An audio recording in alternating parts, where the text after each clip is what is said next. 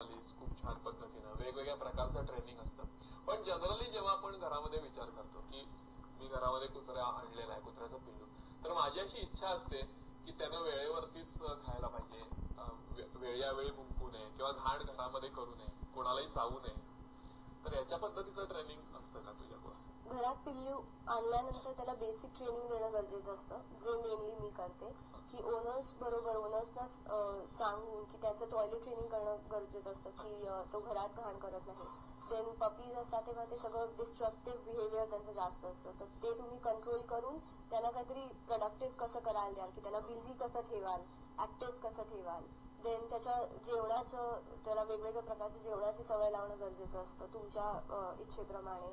Then त्याला बाहेरच्या जगाशी सोशलाइज करणं खूप गरजेचं असतं. आपल्या घरातल्या व्यक्ती, आपले फ्रेंड्स, रिलेटिव्ह, सोसायटी मधले लोक, देन बाहेर जे स्ट्रे डॉग्स असतात, बाकीचे पेट्स असतात, कॅट्स आणि बर्ड्स असतात, सगळ्या प्रकारच्या ऍटमॉस्फिअरशी त्याला सोशलाइज करणं हे फार इम्पॉर्टंट असतं. आणि हे पपी लेवललाच करणं इम्पॉर्टंट असतं किंवा त्याच्यामुळे त्या डॉगचं व्यक्तिमत्व घडत जातं. सो त्याला सुरुवातीला ट्रेन करणं हे गरजेचं असतं. आणि एकाच व्यक्तीने ही सगळी रिस्पॉन्सिबिलिटी न घेता घरच्या सगळ्यांनी त्याला कॉन्ट्रीब्युट केलं पाहिजे. Then it becomes much easier. तुझ्या ट्रेनिंग मध्ये घरातल्या सगळ्या लोकांनी ओनर्सच्या ट्रेनिंग मध्ये समावेश असावा असं तू आग्रह करते? निश्चितच मी असं एनकरेज करते लोकांना की जेव्हा मी त्यांच्यासाठी त्यांच्या घरी जाते त्यांच्या डॉगला ट्रेन करायला, तेव्हा घरचे जितके जास्तीत जास्त लोक उपस्थित असतील तेवढं चांगलं आहे. बिकॉज जेव्हा ते मला त्यांच्या डॉगला ट्रेन करताना बघतात, सगळ्यांनाच एक कल्पना येते आणि मग ते प्रॅक्टिस करू शकतात. मगाशी आपला एक महत्वाचा मुद्दा आपण बोलताना राहिला की सगळ्या लोकांनाच काही 10-10, 15-15 हजारांची ब्रीड्स घेणं परवडत नाही. मग अगदी रस्त्यावरचं पिल्लू सुद्धा काही लोक उचलून आणतात, त्याला मोठ्या प्रेमाने आंघोळ घालतात आणि ते पाळतात. तर त्या रस्त्यावरच्या ज्या या कुत्रे आहेत, भटके कुत्रे, तर यांचं पण ट्रेनिंग होऊ शकतं का? निश्चितच. आणि आपल्या इंडियन क्लायमेटसाठी मी तर माझं तर असं मत आहे की रस्त्यावरचे इंडियन डॉग्स जे आहेत, जे गावठी आपण म्हणतो त्याला, ते अतिशय सुटेबल आहेत. कारण लोक जास्त ब्रीडच्या लुक्ससाठी, त्यांच्या फॅन्सी ते दिसले पाहिजे त्याच्याकडे जातात. पण गावठी कुत्रे निश्चितच तेवढ्याच लेवलचं ट्रेनिंग घेऊ शकतात आणि तेवढे चांगले पेट्स बनवू शकतात. डेफिनेटली.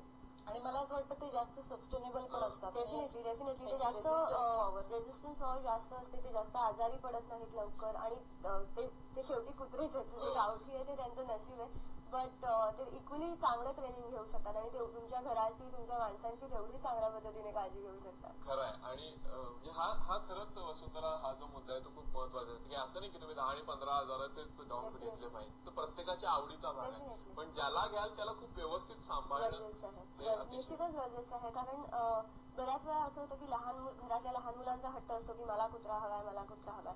पण ती कुत्रा घेतल्यानंतर एक 10-12 वर्षाची कमिटमेंट असते. तुम्ही त्याला घेतल्यानंतर परत देणं ही टोटली चुकीची गोष्ट आहे. तर तुम्ही विचार करताना, जेव्हा आई बाबांनी म्हणजे घरचे जे मोठे असतात त्यांनी पण विचार करून मग एखादा मूल अडॉप्ट करण्यासारखाच हा भाग आहे, छोटा मूल.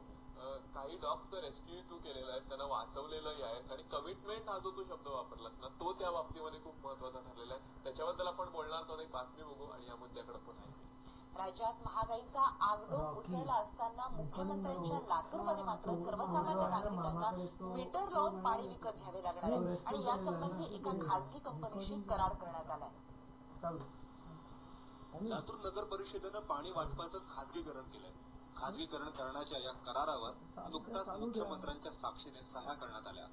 खासगी कंपनीला दिलेल्या या कंत्राटानुसार आता शहरातल्या प्रत्येक नळावर मीटर बसवण्यात येणार आहे.